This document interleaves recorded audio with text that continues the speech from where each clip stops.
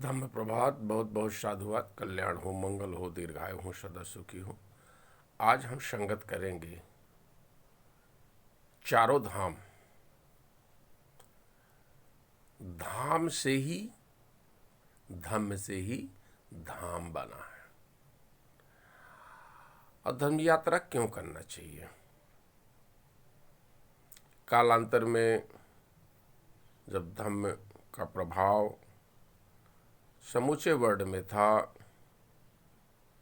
तब भारत में उत्तर, दक्षिण, पूर्व, पश्चिम चारों दिशाओं में धम्म के धाम, धाम का मतलब ठौर होता है, जगह होता है। तो धम्म का मार्गदर्शन करने वाले, धम्म को बताने वाले, धम्म से आप वहाँ से शिक्षा ले आ सकते थे। ऐसी जगह चार धाम विकसित हुए थे।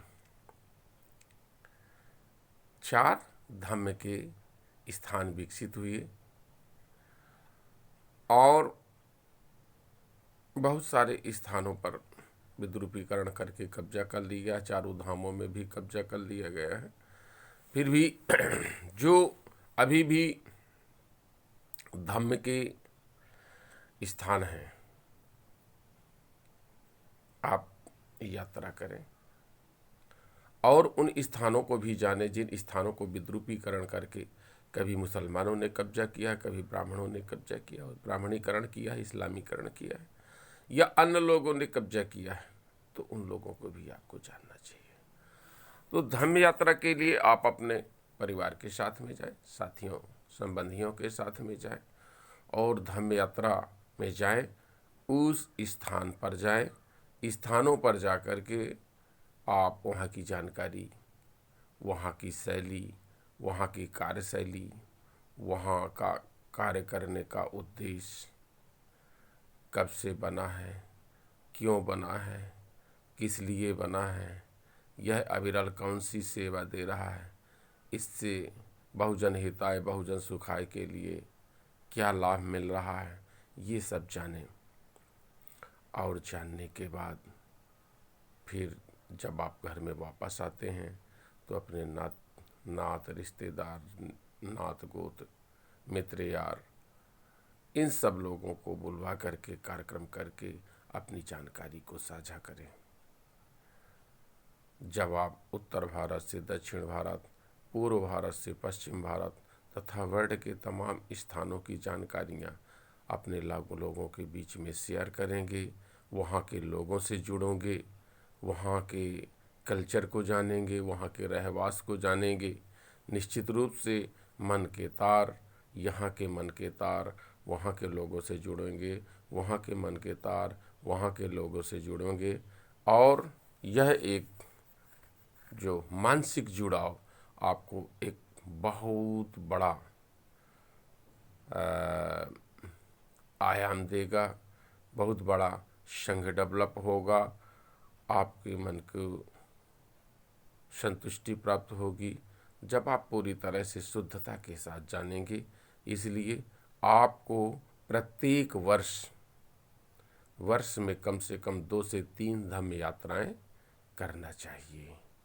आप लुम्बिनी बन जाइए, कुशीनगर जाइए, सारनाथ जाइए, बोधगया जाइए, और तमाम जो ब्राह्मणी कब्जों में हो चुके हैं स्थान, चाहे उड़ीसा का हो, चाहे सोमनाथ हो, चाहे बद्रीनाथ हो, चाहे तिरुपति बालाजी हो, सबरीमाला, ये जितने भी हैं, ये तमाम स्थानों को विद्रुपीकरण करके कब्जा किया गया है।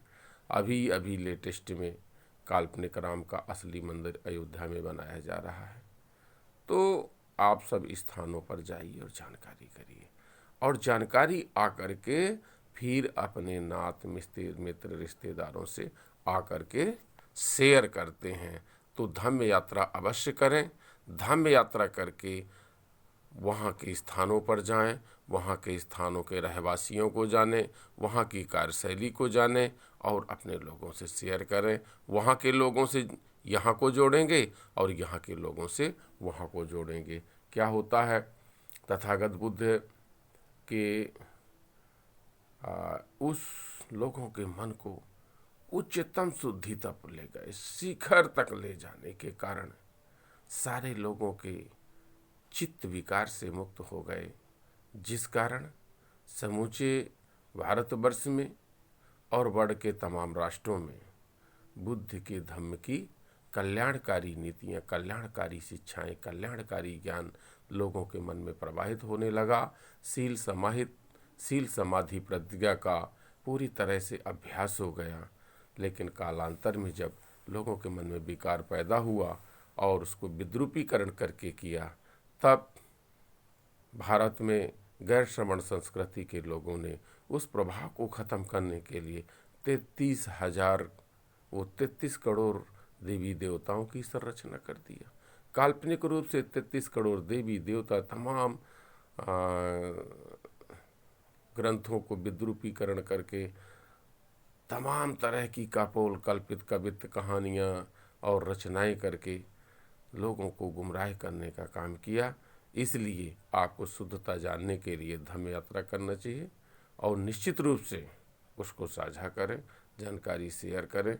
जब तक हम मन के तरंग और तार और भावनाएं हम आपस में एक साथ नहीं जुड़ेंगी और समता, स्वतंत्रता, बंधुता, न्याय, बहुजन हिताय, बहुजन सुखाय, बहु लोक हिताय, लोक सुखाय, जब तक हम संसार के बीच में नहीं कर पाएंगे, हमारा कारवां सफल नहीं होगा। बहुत बहुत साधुवाद। कल्याण हो, मंगल हो, दीर्घायु हो, सदा सुखी हो।